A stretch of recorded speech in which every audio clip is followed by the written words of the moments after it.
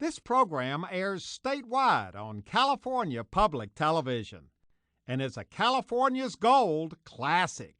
This series is endorsed by the California Teachers Association, the California School Boards Association, and the California Library Association. Howdy, partners.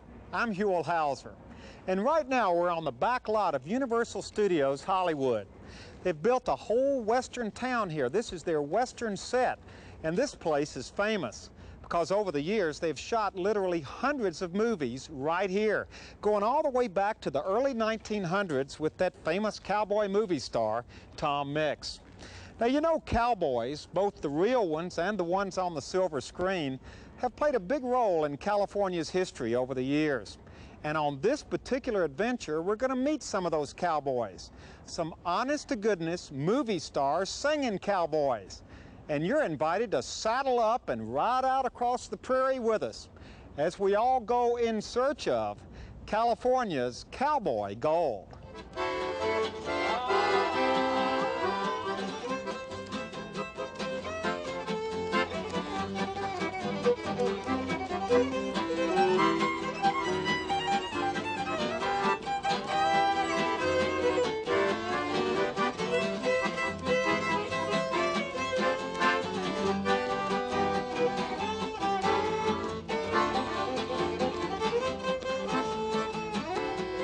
Now, the first stop on our singing cowboy adventure takes us to Victorville, a pleasant little town right off Interstate 15, a couple of hours driving time out of L.A.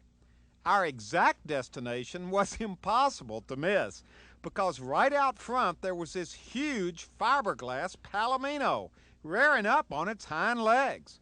And that in itself should tip you off as to who our first singing cowboy is. He's been riding into our lives on the giant silver screen and on television for years. The king of cowboys, Roy Rogers, with his ever-faithful horse, Trigger, and his ever-lovely leading lady, Dale.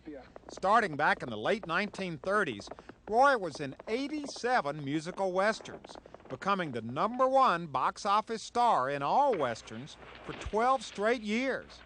And in 35 of those movies, Roy was teamed up with Dale Evans, his real-life wife.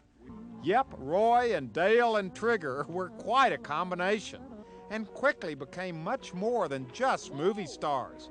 They became part of the American scene with literally millions of loyal fans. And today, many of those loyal fans make the pilgrimage to the Roy Rogers Dale Evans Museum in Victorville. A museum that is literally bulging with memorabilia.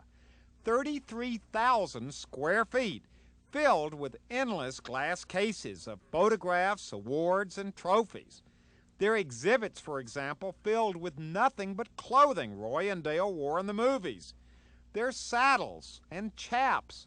There's Roy's first gun holster, cars they've owned over the years, Roy's first pair of boots, bronzed of course, Roy's first guitar, Roy's pocket knife collection, Roy's baby picture, a shot of Roy and Dale eating snow, pictures of Dale's mom and dad, and a picture of Roy kissing a pigeon. I think you've got the idea. This place has a little bit of everything in it. Dad saved everything from little pins that people would give him to handkerchiefs to hats to you know, I mean, this is a, we added it up one day, and I think we have something like 170,000 different small items in here, not counting the big ones. So, I mean, we have an awful lot in here. And it is, like you say, early attic. That's basically what this is. We have everything that Dad and Mom ever owned in here. Now, what's the idea here? Because I feel like I'm in their presence as we're standing here. There's Dale and there's Roy, and he's got the guitar. And Roy hasn't moved in 15 years. Been in that same spot. Now, these were made, they took a rubber, Mom said it was the most unexhilarating experience in her life. They came and they poured latex over their face, you know, made these molds, and Mom had to keep her mouth closed, which was tough for a Texan, for at least 20 minutes for this stuff to set up. And then they took and put the, you know, matched the eyes up and the glass eyes. But these are actual impressions of their face that were taken, and they're nice, but if you watch them for too long, and you start walking across, their eyes will follow you over here, and then they'll follow you back here.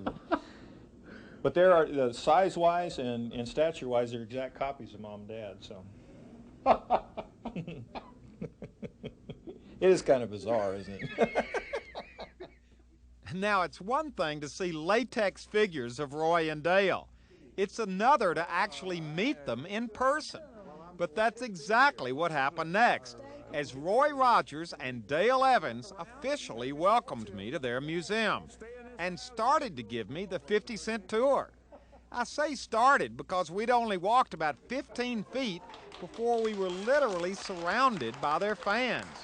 Fans from all over the country who wanted autographs and pictures and a chance to meet their favorite movie stars.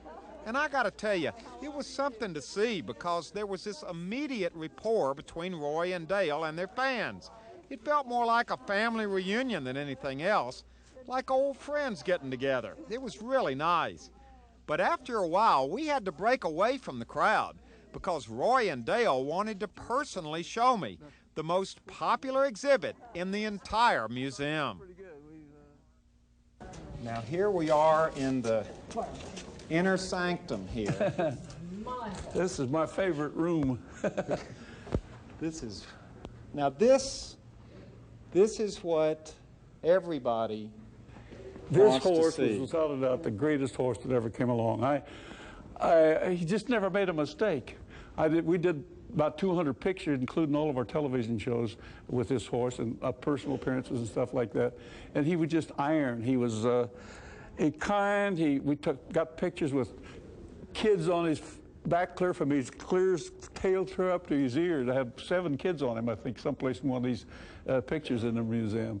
But there was, without a doubt, the greatest horse that ever came along. Did you have any idea when the association started that Trigger was going to grow to be this mega star that he ended up being? Well, you think of a cowboy, you have to think of horses too, you know. So when I got ready to make my first picture, the studio got together and they invited all the stables that rented horses to the studios, and they had what they called their cast horses, which were the pretty horses. So they were invited to bring them out to the studio so I could pick one out. So I think there was 7 or 8 horses out there that day, and I went out, and I believe Trigger was the 3rd one I got on. I never looked at the rest of them. You knew right away. Well, he could spin on a dime either way and give you 9 cents change. He was a great horse. He was a smart horse. I mean, extra smart. Yeah, you could teach him anything. It's just about he did everything but talk, you know, one of those things. And it was just fabulous. And I was very, just really blessed by having a horse. Because nobody thinks of Roy Rogers unless they think of Trigger. Well, now I don't even know how to ask this question, but were you ever jealous of Trigger? Not really. I used You to notice say, how she said that. not really. really. When I first started making pictures with Roy, Roy and Trigger and Gabby Hayes and the Sons of the Pioneers all got billing above me, you know, but I finally graduated up to Roy Rogers and Trigger and Dale Evans. But you never got top billing over Trigger. Oh no, I never really wanted it. He was a sweet disposition, beautiful horse. You know, of all the parades that we ever did, Roy on Trigger and me on my little horse back there on Buttermilk. I never saw him bite anybody or kick at anybody, and the kids would just, you know, pull his tail, and he was an amazing horse. Now, what went into the decision to have Trigger and Buttermilk mounted like this and put in the museum? That was his decision. Even before I ever had a museum, I've been to several of them, and I saw what beautiful job they did with mounting horses and all kinds of animals. But Trigger, he was so fabulous that I just loved him. He was like one of the family. I couldn't bury him.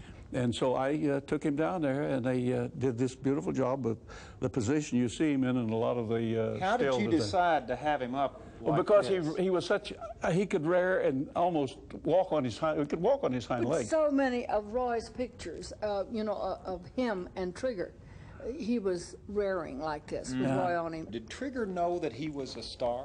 Did he have a bearing about him and know? I think he did. I think he did. Well, I know he knew that the minute that camera went on, the camera could be 50 yards away from it, and I'd be sitting over there on him talking to somebody, and he'd be half asleep, you know, with his head hanging down. Yeah. And that camera would go on, and he was ready. Really? Yes, sir. The minute they yelled, exactly. roll them, you know, roll them, and then you hear the buzz, the ears would come up like that. Buttermilk was the same way. They were very camera-wise. Yeah. Wow. They knew, I don't know what, I'm sure they didn't know they were making pictures, but they knew that something was happening as they liked to do it, because they would do the scene close to the camera, then we'd take off, and so they was always anticipating when's it going to be, you know. How does it make you feel to... Well, I wish he was alive, just like, you know, like we lose one of our children, but when we lost Trigger, it's almost like losing one of the family, you know. And here he is. People can see him from now on. Well, he's the #1 attraction here. Yeah. Well, pretty much. I mean, people actually, he was almost as important as Roy. Yeah. You know, to the kids. They loved this horse. I told Dale when I died, just skin me out and put me up on Trigger. Come on now.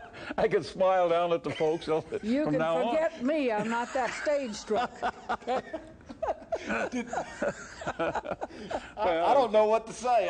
Well, if you lose your sense of humor, you've lost everything. Yeah. Old Trigger hasn't got a pretty figure, but he's nice and kind and gentle as a horse can be.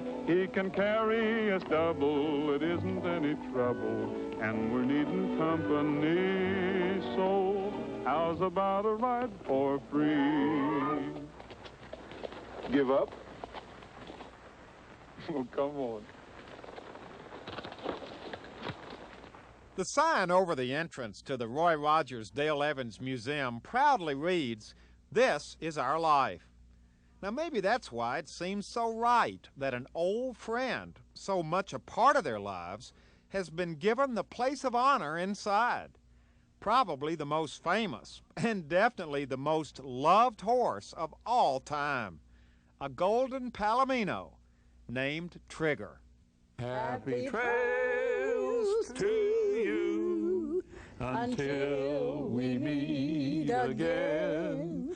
Happy trails to you. Keep smiling until then. Who cares about the clouds if we're together? Just sing a song and bring the sunny weather. Happy trails to you till we meet again. That's for Trigger and Bullet and Mama and I. And Buttermilk. Buttermilk. Thank you so much. Thank This you. has been Okay, wonderful. thank you. Nice to be with you. Very much. God bless you. Thank you, Thank sir. you. God bless you a lot. Flamingo, like a flame in the sky, flying over the island to my lover nearby. Flamingo. It was a big hit song back in 1941. Flamingo, sung by Herb Jeffries with the Duke Ellington Orchestra. In fact, because of this hit song, Herb became well known almost overnight and went on to a long and successful singing career. But there's another part of the Herb Jeffries singing career that's not quite as familiar to most people. With my rope and my saddle and my horse and my gun, I'm a happy cowboy. So when the day... Meet Herb Jeffries, the happy cowboy. Actually, he's the singing cowboy and a movie star on top of that. Because back in 1937 and 38, the powers that be in Hollywood decided it would be a good idea to make some westerns with all black cast. And Herb was chosen to star in the 4 movies that were actually shot and distributed around the country to small black movie theaters. How's the ammunition holding out? There's only 2 left. You're welcome. Good to see you, sir. Good to see you, too. Today, Herb lives in Los Angeles, but still travels around the world singing with big bands. His Western movie career, however, ended with those 4 movies back in the late 30s. Movies that are now an obscure but very important part of history. And they definitely bring back fond memories for Herb. When we made this film, this one particularly, it had already been done maybe 3 or 4 years ago, the same script by Caucasian actors. And so when Mr. Kahn made this, he didn't write the script. There was an old script he found laying around that they had produced at Gower Gulch some years ago, maybe 4 or 5 years. And by changing the characters and everything, but you know, there's only about 7 stories to Any Western. any Western film anyway, you know. What's the big idea, fella? If you didn't have that gun, I'd show you.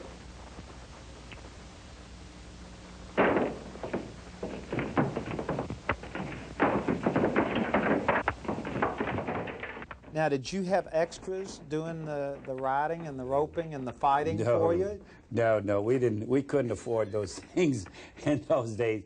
No, you went out there and you did all your own stunts. You did all your own fight scenes. And as a matter of fact, these pictures were made only in about 7 days. They were called quickies. So we did them in about 7 days, and we were grinding them out. I mean, we would chase the sun over the hill. And we worked and sometimes until 1 or 2 o'clock in the morning, and then still get up and catch that early morning fog, get out there in the morning and do the chase shots. So it was a tough grind, but it was a lot of fun, and I was young enough to be able to handle that kind of abuse. Oh, look. Now there's that's always the lady. pretty girl, yeah, right? That's my leading lady, Artie. Artie Young, her name is.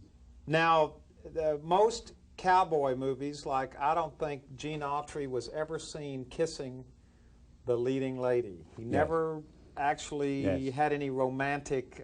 Exactly. Was it the same here? Same thing, exactly. No, because we spoil things with kids. Kids think that's much, and they want to know that there's a connection between a male and female. But we were very careful not to smoke, and very careful that. When we shot a guy, he was always a villain, and we're very careful about how we did that too. You know, we didn't do it brutally. You know, it's a very and though that was the formula for most Western pictures. Now, did you always get the girl? Always, always. Not a dime in my jeans. I can't buy pork and beans. Now I know what misery means. Oh, got the payday blues. Got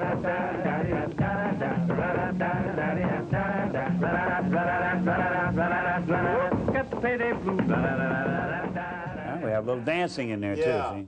Well, now that wouldn't have happened in a white movie as much, would it? I mean, no, not really. I don't think I ever saw a cowboy picture where you had a tap dancer in it. exactly. Yeah, but you see, tap dancers were very popular in Harlem, and also tap dancing was very popular in the Negro neighborhoods throughout the United States. So that was a concession that was made to the audience that was going to be seeing it. Right, right.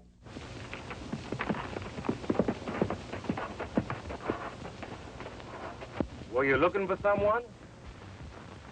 Well, to be truthful, I was looking for you. Well, let me tell you something. I went up to a ranch in Santa Ynez and spent about 3 months up there with some very rough wranglers who took me through the mill, and they said, They made a cowboy out of you. Make a cowboy out of you, we're going to kill you. That's exactly they. And not only that, but I had a chance to hang out with these guys and get a little bit of cowboy jargon, you know. Like? Well, you know, you got to talk like a cowboy if you're going to be a cowboy. Talk about roping and talking about all these different things you're going to do with your gun. You got to have that twang, you see, because otherwise you ain't going to be no cowboy.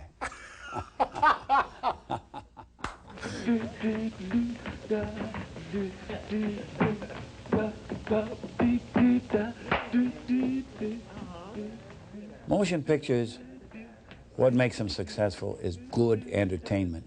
And we had good entertainment. You know, we had dancing in it and singing in it, and then we had nice storyline, pretty girls, and lots of action. Riding, you know, and noise, shooting off the blanks, you know. Did you see yourself as like the black Roy Rogers. Yes, exactly. Our formula was exactly the same formula they used. We were singing Cowboys. We were full-length feature pictures. We used the same formula they did. We used the same moral principles that they used. And we wanted to have our children feel exactly the same way. We wanted them to look up to these men as good citizens who were out doing the right thing. With my rope and my saddle and my horse and my gun, I'm a happy cowboy. Though I travel with my cattle and I'm always on the run, I'm a happy cowboy. So when the day is ending with a setting sun, our happy cowboy's word is far.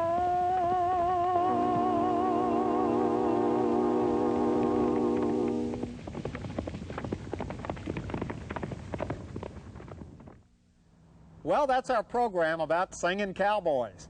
And I'd like to thank Roy and Dale and Herb for sharing their stories and their songs with all of us. You know, so many times we think about cowboys only as part of our state's past, while actually they're very much a part of our state's present and future. For example, we end this program with a visit up to Oakland, California, for a visit to the 17th Annual Black Cowboy Parade, which celebrates the contributions black cowboys have made to our state over the years. Now here's a man up here who looks like he knows what he's seeing out there. Well, you look like a cowboy. I like this. Ever since they first started this, I've been getting with this. When I was a kid, I used to see Western shows. And I've always said, when they talk about black cowboys, I've been making my business every year. I attend black cowboys there. So you come every year? Every year, unless I'm out of town. And the first thing I told last week when I found out black cowboys, I said, I will be there. Now, this is a real tradition here in Oakland, isn't it? It is. It really is. And we're proud to see. No, you can't touch that. We're proud to see our black cowboys out here. Now, do you come every year to the parade? For the last 17 years. 17 years? You hadn't missed a one. Not one, not yet. What do you think is so special about this parade? Well, because black cowboys, in my estimation, are the unsung heroes of Americana. And when I was a youngster, I always wanted to be a cowboy. So, I don't know, it's sort of fascinating. Now, who have you got on board there with you? One of my little grandkids back there. What do you think about riding in this parade? I just love it. I do it every year. Really? I always have somebody on the boat with me, too. Well, now, are you a real cowboy? A real cowboy? Because you look like one. I've been one a long time. Uh-huh. What do you think? He might grow up to be one, too? Well, he just loves horses. I told him I was going to pick him up this morning. He was up at 6 o'clock. You look like a cowgirl. Well, I am a cow woman. A cow woman, Yeah. excuse me. What do you think about the parade? Oh, it's okay, as long as it's rolling. You don't like standing still, do you? Well, it's not the better of me, him. These guys don't like standing still. They kind of, horses get restless just like a human being. Now, are you a cowboy? Yeah, I'm a black cowboy. Full time? Yeah, well, not full time. I do rodeos on weekends. Uh-huh. Yeah, bareback broncs, and we have a ranch out there in Alviso. Now, where are the cowboys and cowgirls? I'm a cowboy. You're a cowboy? Yeah. I'm a cowgirl. And you're a cowgirl? Yeah. They're ready, aren't they? And I'm a cow mama.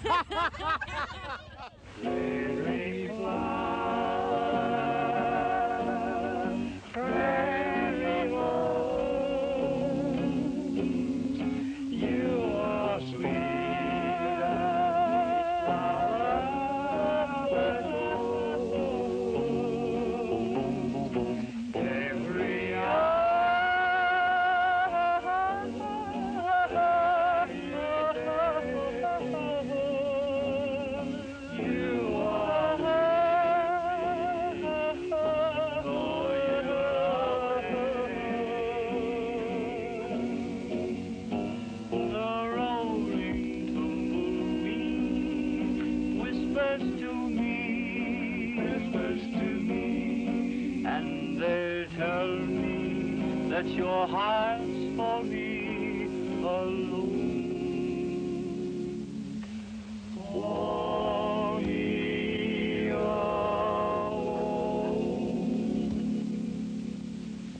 Prairie flower, will we meet? Prairie flowers, make life complete. Make life complete.